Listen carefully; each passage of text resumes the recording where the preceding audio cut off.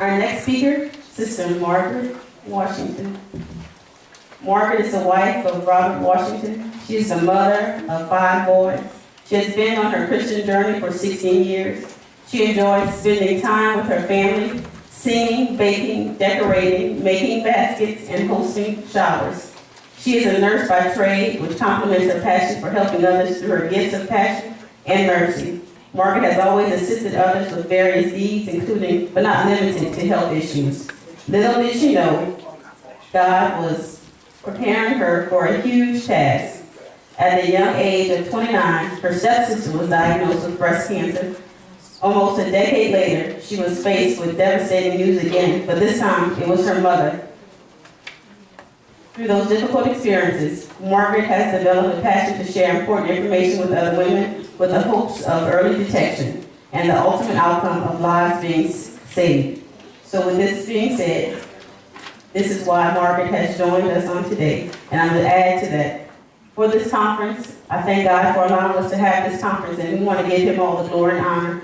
What was on our heart was we needed to be encouraged spiritually, mentally, and also physically. Because as women, sometimes we are so busy taking care of everybody else, doing everything, we neglect ourselves. So we just wanted this conference to be holistic, where it's spiritually, mentally, and physically. So that's why we have the different aspects. So could you please join me in welcoming Sister Margaret Washington.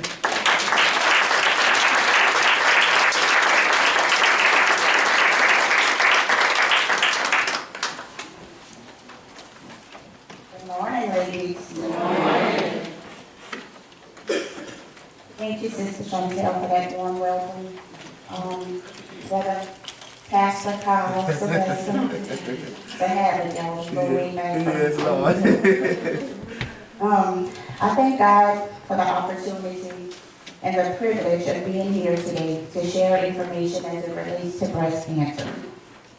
In 1 Corinthians chapter 6, verses 19 and 20, it says, "What?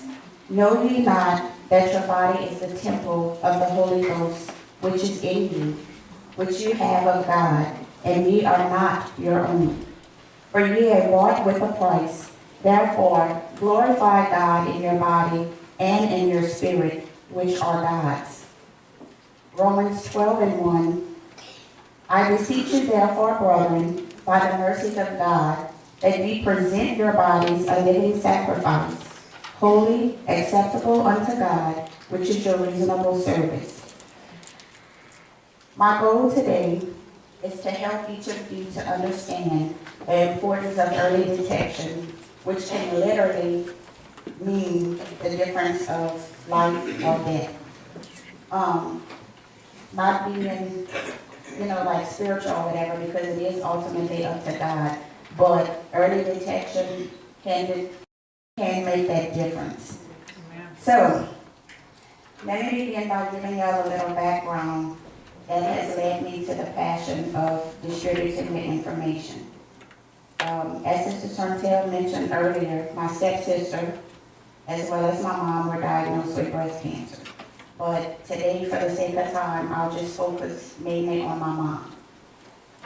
I'm a nurse. I've been a nurse for 20 years, but approximately 13 years at the time that my mom was diagnosed.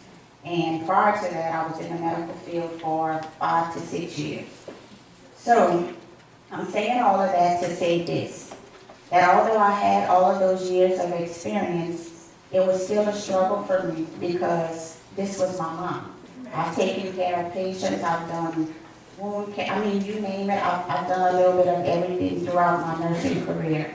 But I didn't want to be my mom's nurse. I just wanted to be her daughter. So, getting the news at the doctor's office was one, if not the most difficult time, and it literally felt like my world had just stopped. I did hear the words, I understood what all of that meant and everything, but I was just in a daze. So if I'm feeling this way, I can only imagine how my mom felt. But we had to move quickly. She needed to set the date for the surgery like yesterday, so immediately. So I go from my world feeling like it had just stopped to feeling like it was just spinning out of control. So we had to make the arrangements, set up her surgery and everything, and for those of y'all that know my mom, she did not want to come live with us because she didn't want to be a burden like so many moms feel, as you get older and whatnot. But I would not have it no other way. And if I had to do it all over again, I would without hesitation. And on that note, I just want to thank God for the support that I had from my husband. Y'all just don't know how important that is and how much that it meant. I didn't have to ask, but sometimes unfortunately you do, but I didn't even have to ask. My husband was just on board from day one, just right by my side with everything, and I thank God for him. And not only that, God gave me favor on my job. I was able to take off when I needed to. I was able to leave early, go late, whatever the case was. I had favor on my job, and that was nobody but God. Okay, so let me fast forward a little bit. So my mom had the surgery, and then it was time for her to be discharged, which was like the next day, because as many of y'all know, they don't keep you in the hospital long anymore. So this is when reality really started to set in, because it was time for her to be discharged, and she had her first breakdown in the hospital before we even left. So I just started praying because I was like, Lord, I don't know if I could handle this. I know the word and it says he won't give you more than you can bear, and I know all of that, but that's not how I was feeling at the time. So we get home. We had a lot of family support. My mom comes from a big family, so everybody was visiting and whatnot. Well, y'all know how that goes. Everybody goes home, and then reality again sets in. It's me and my mom. And as Sister Chantel mentioned earlier, I have all boys, so it's me and my mom, the female, so I'm helping her with everything that she needs. Well, she has another breakdown. And, being a nurse, the easy part was cleaning her incision, helping her bathe, emptying the drains and all that type of stuff. But I'm going to tell y'all from a daughter's point of view, or just a caretaker, it literally felt like somebody was ripping my heart out. To see my mom going through all that, and there is absolutely nothing that I can do or say to make it any better. And I'm a fixer. I make things better. That's just what I do. But this time I couldn't. So, we usually say, I understand, and, I know what you're going through or whatever. I couldn't say that either because I didn't know what it was like to have my breast removed. I'm sitting there with both of mine. How can I tell my mom I know what it is that you're going through? So, just feeling helpless and trying to be strong for her, and also with people just thinking that I have it all together because, you're a nurse. I have it together for that part. Or what about the daughter? I didn't have it together. And my mom is here today and she doesn't even know that because I just had to try to keep things together for her. But through the grace of God, I did. With much prayers to him. And, because I just didn't think I could handle it, but he kept me through it. Well, then we started with chemo. And this went on for about 6 months. We had to deal with the side effects from all that. The vomiting, no appetite, weight loss. She had severe edema to her legs where she could barely walk. And literally watching her hair come out as I brushed or combed her hair. Again, just feeling helpless. There was nothing that I can do. Yes, you could wear wigs, and nowadays that's the style or whatnot. But when you just take for granted that you have hair, ladies, and then when it just comes out without you wanting it to come out, just from doing this and gobs of your hair just falling out. From there, we did radiation, which was minimal to no side effects. But this is just a short version of the long journey that we went through, that I went through with my mom. So I'm saying all of that to get to this point. My mom was very faithful in doing her mammograms. I mean, every year she did them. My point here is that when she went to do that particular mammogram, a few days prior to that, she had felt a lump. And, she told me about it, and I said, well, you have your appointment, make sure that you point it out to them, because sometimes, they do mammograms, but that's why it's so important that you know your own body. Because my mom had to, they did the mammogram and everything, but she had to point it out to them, no, I felt something right here, y'all need to check right here. So they proceeded to do, like further pictures and whatnot, and lo and behold, they saw something suspicious, so they ended up doing an ultrasound and then the biopsy, and it led to the diagnosis of breast cancer. So if she wouldn't have known her body and felt that something was not normal, she didn't know she had breast cancer, but just to know that it felt different, something just wasn't right. She could have died, because when she was diagnosed, it was actually at stage 3. There are 4 stages to breast cancer, 1 to 4, with 4 being the worst. And how many of y'all, by show of hands, does breast self-examinations? Okay, out of those hands that are up, how many of y'all are consistent with doing them? With decreases. All right. So this is why I'm here today, to encourage y'all to perform breast self-examinations. And while doing it, you're not looking for breast cancer or cysts or whatnot. What you're looking for is anything that's different, anything that's new from the month before. So you need to know your body, because everybody is different. What feels normal in my breast may not necessarily be normal for you. So it's very important that you take time. It doesn't take long, and the more you do it, it becomes second nature, like brushing your teeth or something. You just know. The first thing we want to do, if you feel something, we go into denial. Well, I'm too young. No, you're not. My stepsister was 29 years old, single mother of 4 kids. And on that note, she is still living. She's been in remission since 2001. So praise God for that.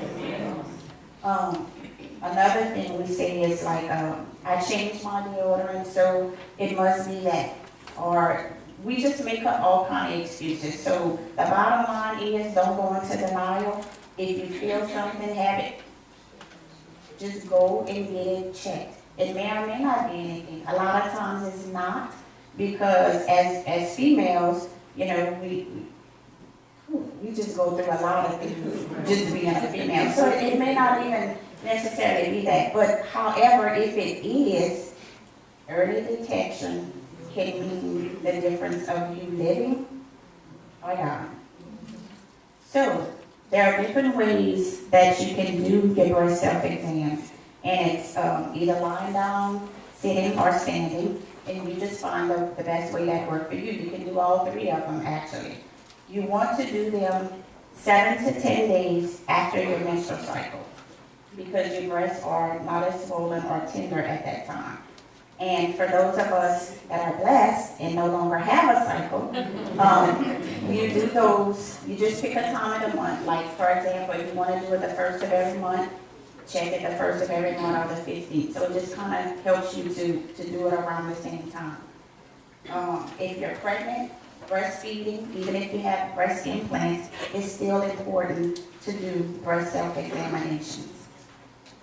I'm going to go over a couple of the breast cancer symptoms, and the most common one is feeling a lump or a mass in your breast tissue. But there are others, and we need to be mindful of how the breast changes or the nipple.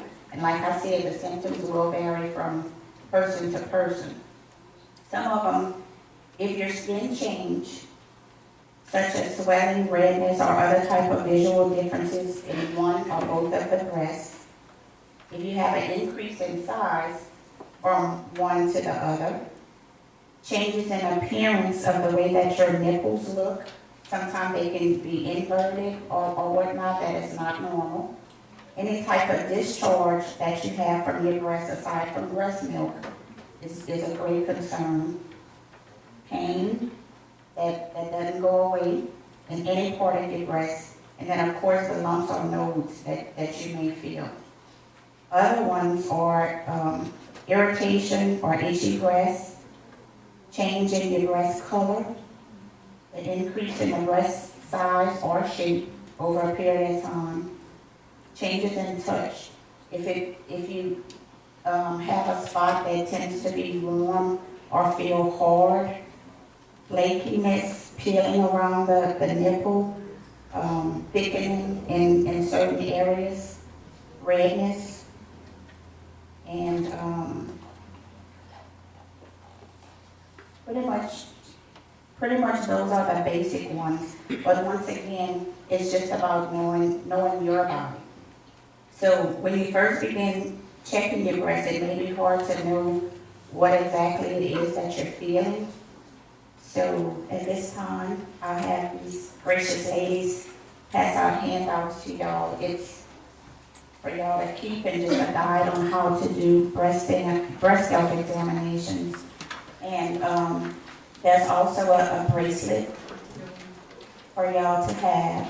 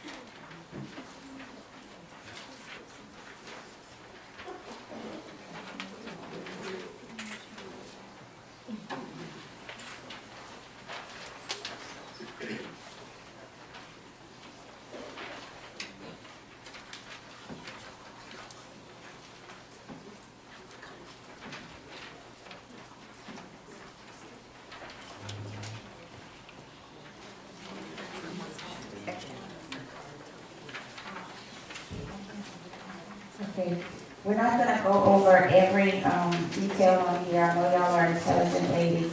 I just wanna point out that it's strongly encouraged that you do the breast self-examination, but don't rely solely on just that or the mammogram. They need to be done in conjunction to one another because, as I mentioned earlier, my mom was doing her mammograms, but had she not felt the lump from examining her breast, then it could have gone undetected for God knows how long. So know your body, know your body. And if y'all don't remember anything else that I said today, know your body. All right. I did want to mention about the mammograms. I know some of y'all may have questions about that. It's recommended that you start at the age of 40 and do it annually. However, there are times that changes that, like I was in my 30s when my mom was diagnosed, so because of the genetics, I had to start doing them earlier. So if you're high risk, that means your mom or your biological sister, even aunts, like on the mom's side, it tends to increase your risk. So sometimes you have to make sure that your doctor or your healthcare provider is aware of that so that they can instruct you of additional tests or maybe just doing them a little earlier than what the average recommended time is. Breast self-exams, the young females, your daughters, they can start at, when they start having their cycle, you want to teach them to start doing it. That way, as they grow up, it's just second nature to them. Let's see what else.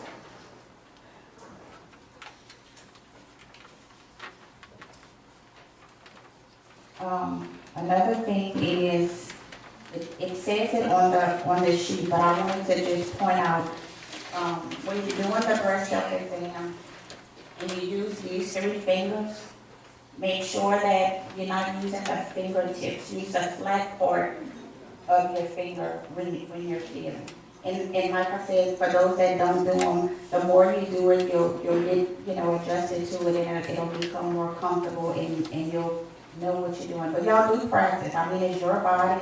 Do it in the shower. Stand in front of the mirror. It kind of gives you instructions pretty much of how to do it. There's something else I wanted to point out.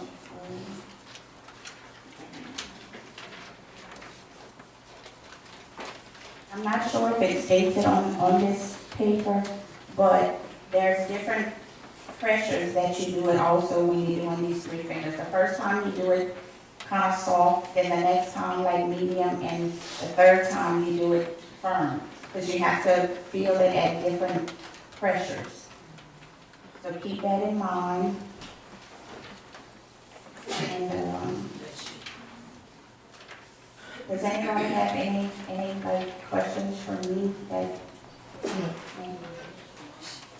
Oh, Mom, please stand.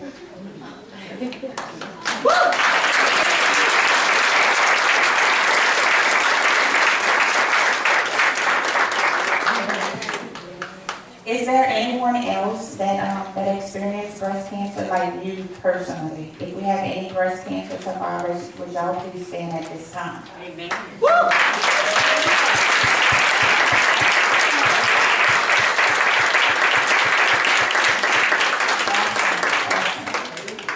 Praise God. Praise God, because y'all are still here. I don't know this story, but I'm sure y'all have one. Praise God for y'all. And any other questions? I tried to jot down things that, but I need Sister Creighton because I'm not a public speaker. Well, thank you. I'm sorry. I don't have a question. I just have an invitation to extend. I don't know if you're aware, but the Acadiana Breast Cancer Race for the Cure is going to be on March the 25th. This year is going to be held in Youngsville. The Mohorn Baptist Church has a team that's going to be walking. We invite you to join our team, Race for the Cure. This is something that we as women can find a cure for, help to find a cure for.